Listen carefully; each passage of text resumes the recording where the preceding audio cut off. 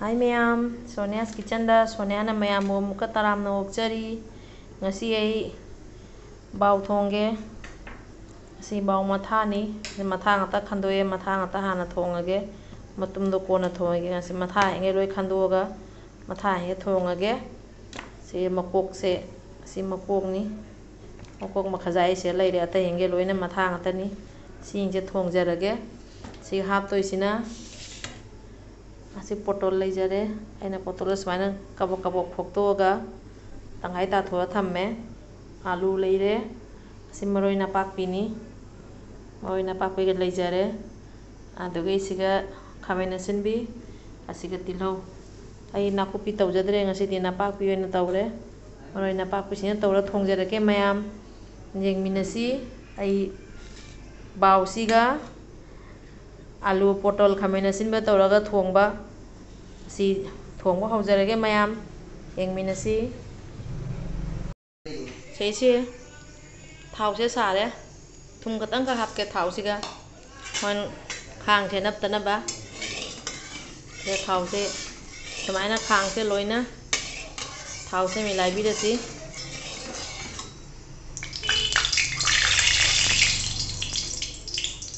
hoji ai asai nga sing do haptan jarage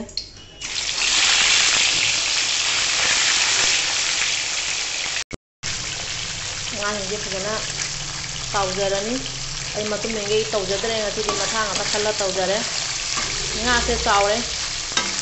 nga si mana lumami do asai khomyam general lawrakpani machet machet nga si mada se mapan ga kyano lumi adoi machet ka lawjarakpani nga se mulle ai hoji nga pisin je lawkhatjarage tap tap na tawna khaidokpiu nga se mulle ai asai nga ngoi thawle mohbo duga potol se mo tawtokjage potol se kabok kabok tawtokjage potol se kabok kabok tawthoni mulle potol se hoji khaidokpa jarani aina khaidokpai changdo chap tare sege na mulaloi potol se hoji khaidokjarage potol se loi lawthoni asagi thau lehobo duga thau do khatang ga hapsage thau se khara ga hapsare adugai si thau se asiga sumai ngaujarage asigi siga ahamadai jira hapsare जीरा से हापचरे जीरा से हापगा आई असिगा मरोई नापाकपि हापचगे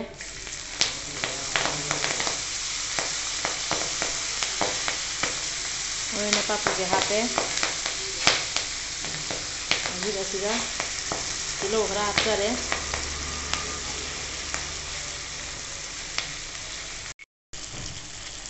असिगा हिंग खतंग हापचगे हिंखरा हापचरे हिंखरा हापचरगा ती फजना ngौबिरसी मरोई नापाकपिसिगा तिलौसिगा असिना मुला कांदा अतै मसंदो हापनी हिंगी मनम नुसिरे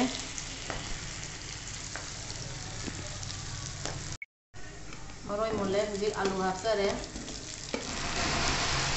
आलू से हापगा nga ngobirasi ke ngatang sajana munna otiro ngatang sajana munna otirani thau khara jam hapsare thau jam chabadi phate adubu thau khara jam mare injang se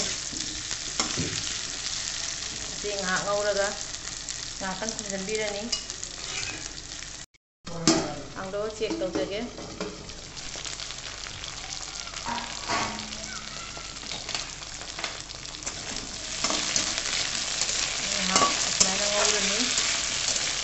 Siga ai sing ha ngore hoji टमाटर से हापचन जरगे टमाटर से हापनी अदुगीदी असेसिगे टमाटर दो हापचले अदु थुम खतंग हापचगे थुमसे क्या हापनी इसा इसा चांग तौर हापीगी थुम खरा हापचरे हजिक मचू हापचरगे मचू खतंग हापचगे मचू खरा हापचरे अदुगीदी ब्लैक पेपर खतंग हापचगे अदुगीदी मोरक अचूबा चिली फ्लेक्स हाइतारे सिदी चिली फ्लेक्स ने सिदी दुखा हापचरे अदुगीदी असी कादनबा सिगा इसिंग खतंग का ऐड तौजगे यामना ते इसिंग से खतंग तनी सिदी ओटी होगे फजना फजा ओटी रगा नातंग खुंजंजरनी फजना ओटी होसी मचू मरोई कैसे हापचलगा फजना ओले मरोई दी जीरा हापचदी मरू मरांगी जाम हापचदे मचन जाम हापचदे असी हुजी खुंजंजरगे हुजी खुंजंजरे जाम हादोगे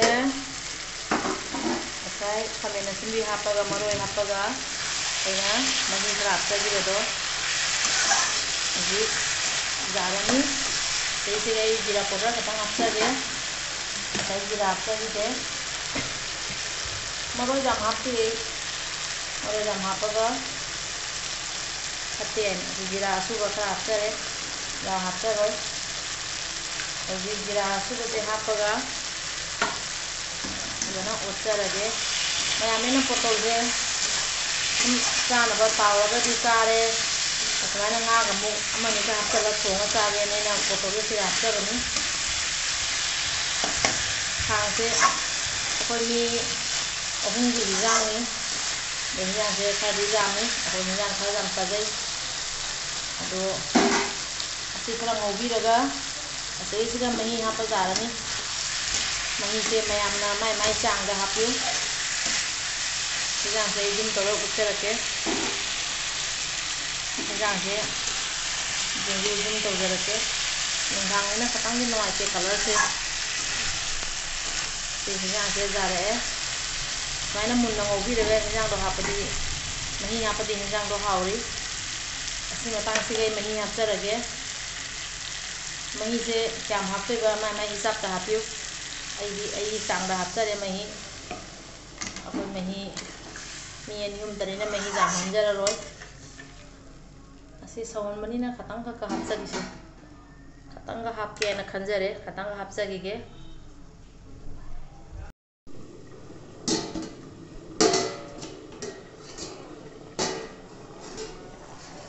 सौरे हिजांसे सौरे फजना हुजिक असेगैसिगा आई तावरा थंबा ngaदा हापचरगे हिजांसे फजना सौरागा हापियो ngaसे आई हुजिक सौरबनीना nga ताव थंबा ngaसिंदो हापचरगे nga मयामसे हापचनजरनी अदुगैदी ngahak सौहलनी अइदी nga थोंबदा जामना मही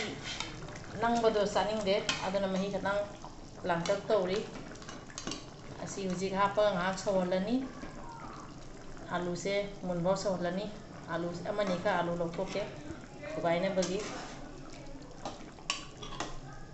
nga से हापगा खरा मुन्ना सौहनगे ngahatan nga से बजा जाम मुन्ना तौरा हावबा खरा मलै खरा मना बजा जाम मुन तौदबा पामी माय मायगी मवोंगदनी आई हुजिक सी nga से सौहलनी आलू अमनी का लौथोकचरे सी आलू से थुगाइरगा होइन हापचरनी ngahatan nga से सौहनगिगे हुजिक हिजां से खुमजलगे अमुक चेंगजरगे nga हापगी मतुंगदा हिजां से करी कंडीशन दा लैगे हाइदो nga से जाम फजरे nga सिंगिसु फजना जिंगु सौरे हिजां से फजना nga सिंगिसु फजना लुपना ngahak सौरे हुजिक असेसिगा आइना साइ पुथोकपा आलूदो मेश तौथोए सिगा हापचलगे आलूदो सिगा हापचलनी आलूꯗꯤ सिगा हापचरे सी साय आलू थुगाइबदो सिगा ngahatan mix tawbirasi ai ngase thongbase loidore asisiga tilau chanam hapa thongba kangudi loirapada meat masala keno akoigi meat masala gumba garam masala gumba khatang chaiba jani aidi adu kisam hapcharoi edum baido jam hinajade adudi chicken thongba gumba da si jare ji makhum khumda du jani ngatang sawalaga adigom leijade hapkadabado adigom phangde season natabanina adigom hapadi kyam hauni hinjang se mayam potol se aina pamjabai hapsabani mayam su sum try tawbira amta jingdu kamai tawge aido idi hauni ai khanjai aduna mayam na ngasi sima thangatjabani ai hinjang se minute amani sawalaga hinjang se loirani ase sawbi mong se jingdu aswaina bubble se chaw chaw na thokladi hinjang se mullabani ado hinjang se loire mayam ai se chili powder akoi kashmiri red chili powder jam hapjade akoi chumnagi morok asuba khara hapjabani ado hinjang do machu do aduduna asi color se nga thongwai si color se na phaje na si color se sum hapjabani adugaidi aina kashmiri do hapadi color do asanga ngani aduna kashmiri do hapsadare asidi akoigi original hinjang oire maitegi asengba hinjang color jaudaba mayam hinjang thongba loijare si jengju ti thangdaba jare mahi ju jam langdare nangbasu jamna nangdare chapchare haji hinjang thangdajarage ai hoen khaidoga mo ucharage mayam asmaina mayam so mutang thonga chabiu mayam ai channel se mayam na support to view subscribe to view like share comment to wa kaubi ganu mayam ai na ai gi mong da thongjabani mayam su asiga kamai tawge kedoge to khatang khangan biro comment to biro mayam huji ai hinjang thongba loijare hinjang he muthatjarage asiga jira powder khatang hapasu jai aidi hapjararo asai hapkharbanina hinjang loijare huji ai asi cover to salaga ngatang thamani adu lorage hinjang khaidoga loijare hinjang khaidoga mu ucharake hinjang mai muthatpai matungda aina nga cover to thamjare hinjang thongba loire hinjang se thongba loijare mayam hujigai khaidoga ucharage hinjang thongba loire ai nga ga alu ga potol ga tawraga thongba loijare mayam hinjang he jam haurani